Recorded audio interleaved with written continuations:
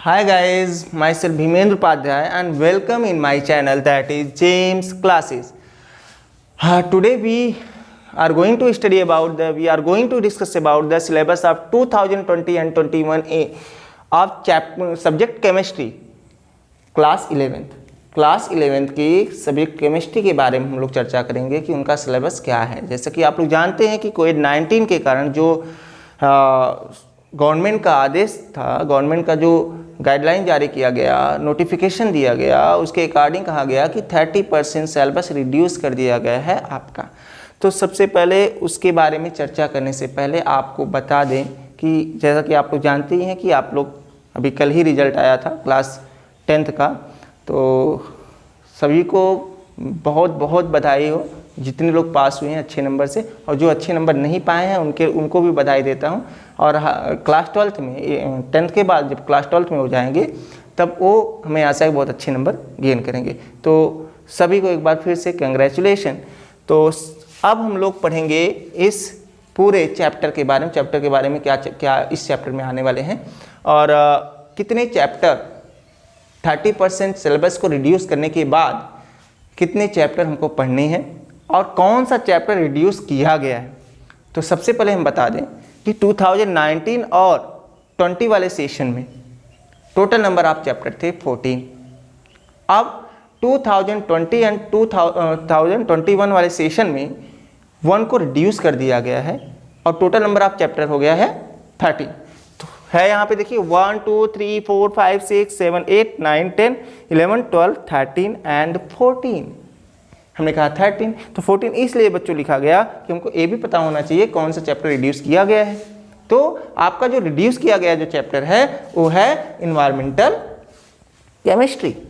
Environmental chemistry को reduce कर दिया गया है, लेकिन बच्चों इतना समझ लो कि रिड्यूस किया गया चैप्टर ये सरकार ने कहा है आपको पढ़ना है, एग्जाम में आने वाला नहीं है, लेकिन आपको पढ़ना है क्योंकि 12th में जितने भी चैप्टर दिए गए हैं, 11th में जितने भी चैप्टर दिए गए हैं, जब आप 12th में जाओगे तो उसका रिस्पांस मिलेगा और आगे भी किसी इंडस्ट्रीज़ वगैरह पे जाओगे तब वहाँ पर भी रिस्पांस मिलेगा। बहुत से बच्चे ऐसे हैं जो कि MSc इन्वायरमेंटल केमिस्ट्री से करने वाले हैं, तो उनके लिए थोड़ा सा बुरी खबर है, लेकिन आपको पढ़ने हैं, पढ़ाया जाएगा, आपको अपने से भी पढ़ना है, बिना पढ़े तो गुजारा होने वाला नहीं है।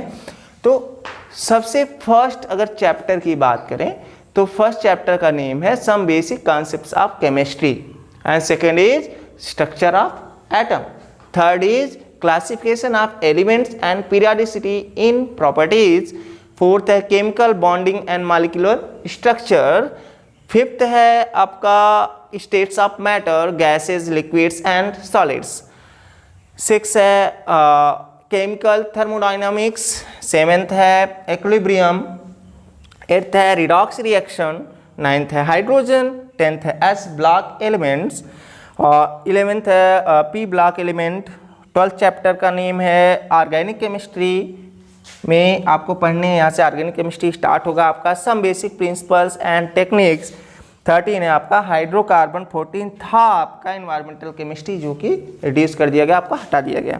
तो आपको जो ऑर्गेनिक केमिस्ट्री पढ़ने सिर्फ 2 ही चैप्टर हैं, बहुत ही कम चैप्टर है आपका, लेकिन आपको पढ़ने तो हैं, जो दिया गया है वही पढ़ने हैं। तो अगर हम फर्स्ट चैप्टर की बात करें, इसमें से टोटल फर्स्ट और सेकेंड दोनों चैप्टर को मिला के टोटल नंबर जो होता है पूछा जाता है क्वेश्चन 11 नंबर का, ठीक है। थर्ड चैप्टर का जो क्वेश्चन पूछा, थर्ड चैप्टर में से 4 क्वेश्चन पूछे जाते हैं जो कि बहुत ही इंपॉर्टेंट चैप्टर है। 4th, 5th, 6th and 7th चारों चैप्टर 4 चैप्टर को मिला के क्वेश्चन बनेंगे आपके 21 नंबर के, ठीक है, 21 मार्क के बनेंगे आपके पेपर।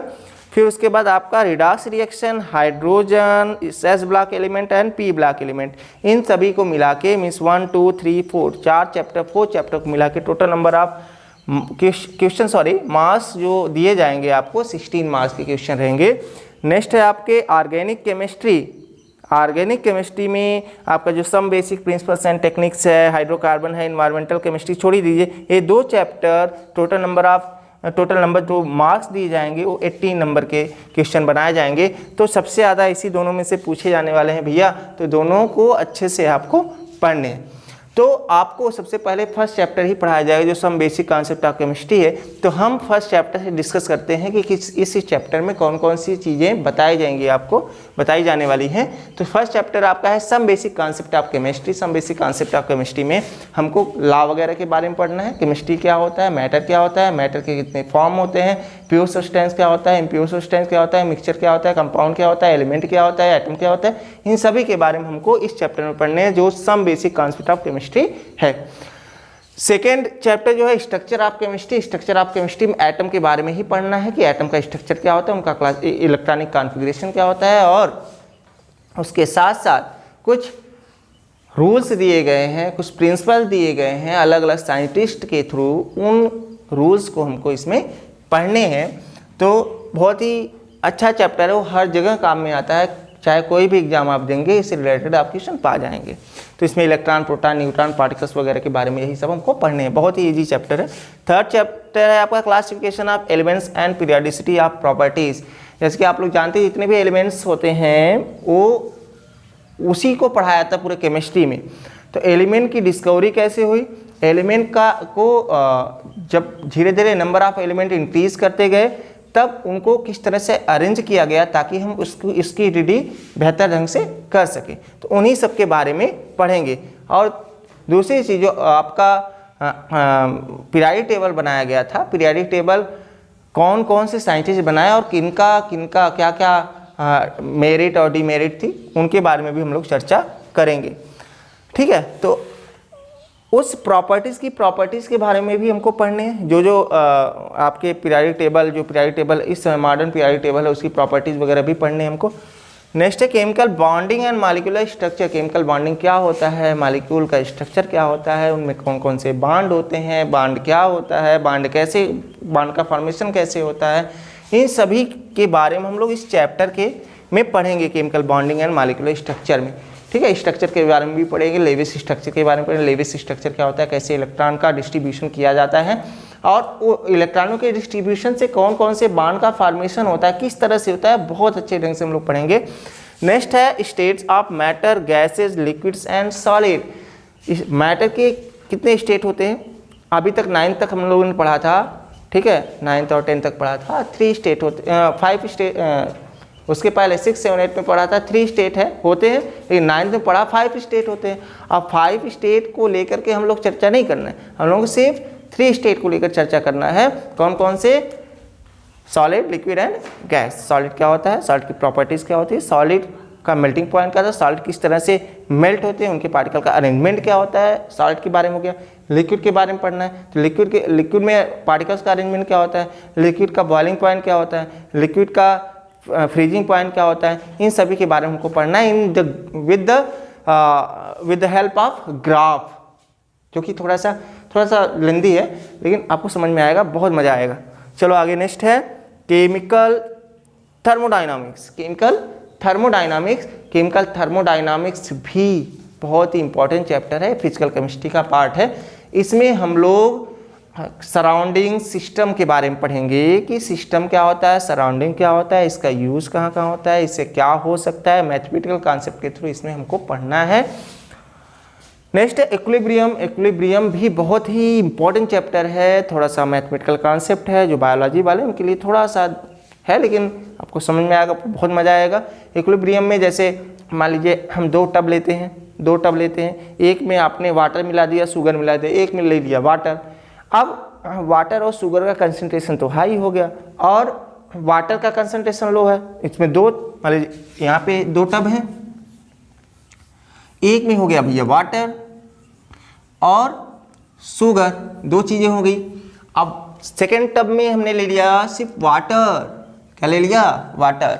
अब इसका कंसंट्रेशन क्या हो गया, इसका कंसंट्रेशन हाई हो जाए क्योंकि इसमें 2 कंपोनेंट है, 2 कंपोनेंट मिक्स है और यहाँ पे वाटर एक ही कंपोनेंट से बना हुआ है, एक ही कंपोनेंट है, इसलिए इसका कंसंट्रेशन क्या होगा, इसके कंपेरिजन में लो होगा।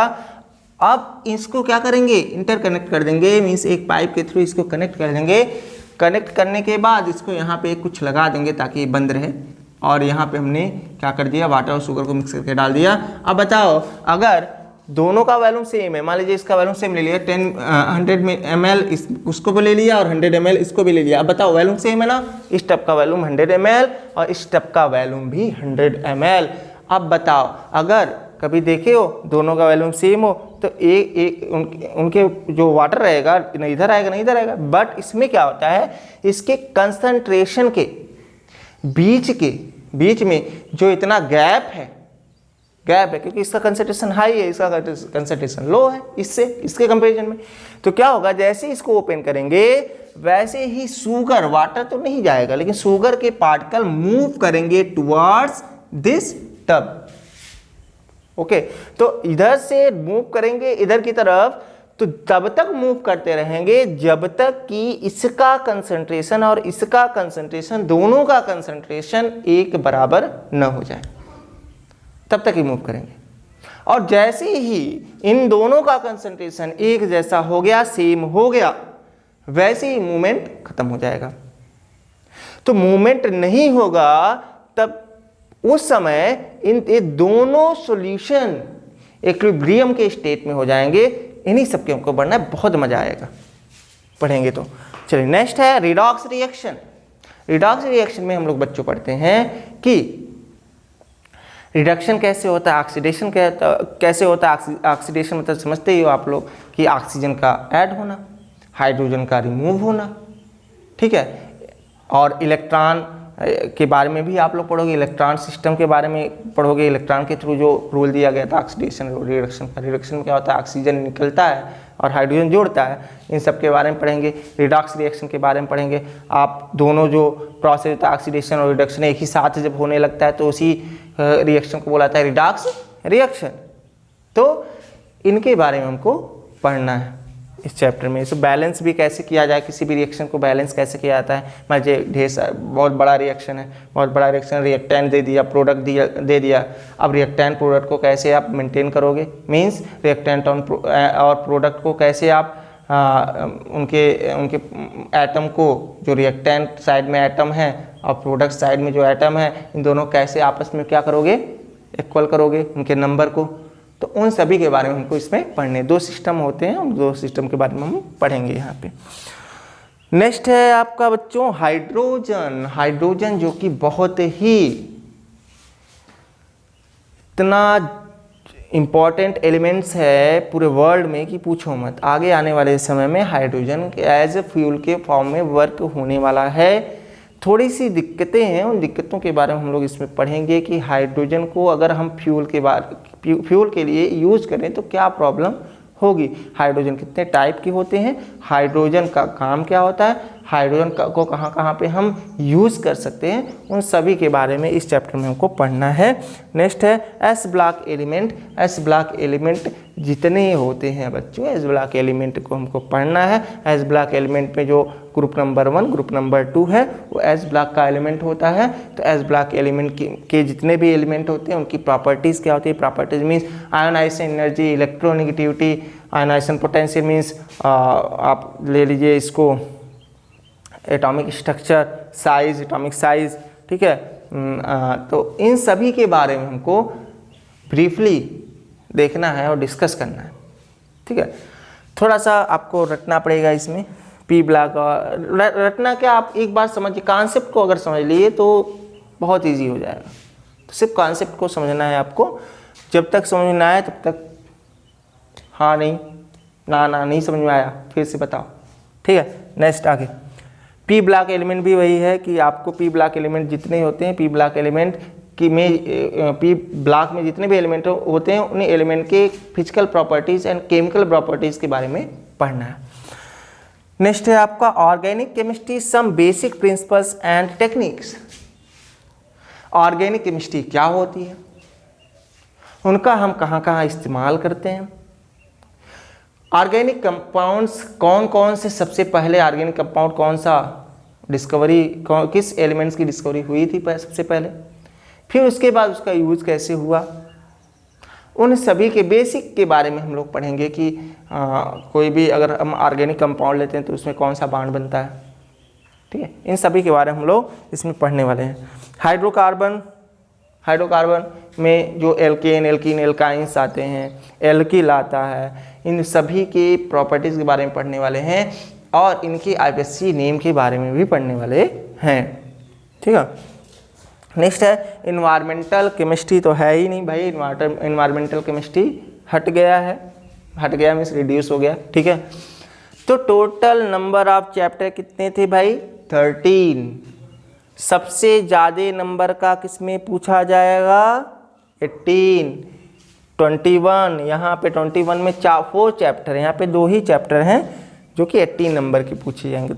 तो सबसे ज़्यादा क्वेश्चन इसमें से आएंगे, फिर उसके बाद इसमें से आएंगे, फिर इसमें से आएंगे और लास्ट में इसमें से आने वाले हैं। ठीक है, तो आपको पढ़ना है, अच्छे से पढ़िए, मस्त रहिए।